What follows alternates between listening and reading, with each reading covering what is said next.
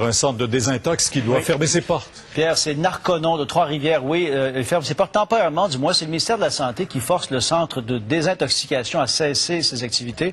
Alors, Justin Morissette, est-ce qu'on a une idée? Pourquoi est-ce qu'on décide de fermer? Qu'est-ce qui a bien pu se passer? Du côté du ministère de la Santé, il semble que ce qu'on est reproché à Narconon, c'est de ne pas suivre des méthodes qui sont reconnues par Québec. Donc, comme on n'a pas ici de médecins qui suivent, on ne remet pas non plus de méthadone, par exemple, de médicaments de remplacement.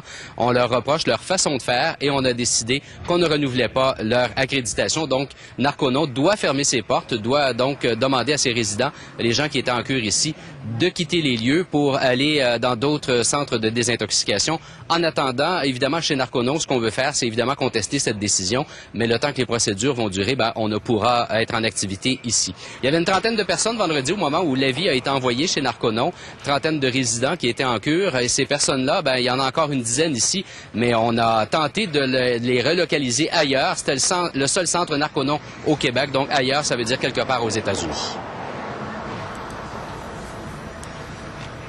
Alors, c'est pas évident en plus, Ghislain, parce que déjà, il y a sûrement un choc pour ce déménagement qui s'en vient pour ces patients.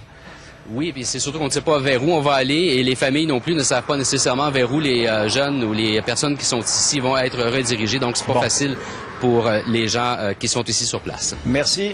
Au revoir. Au revoir.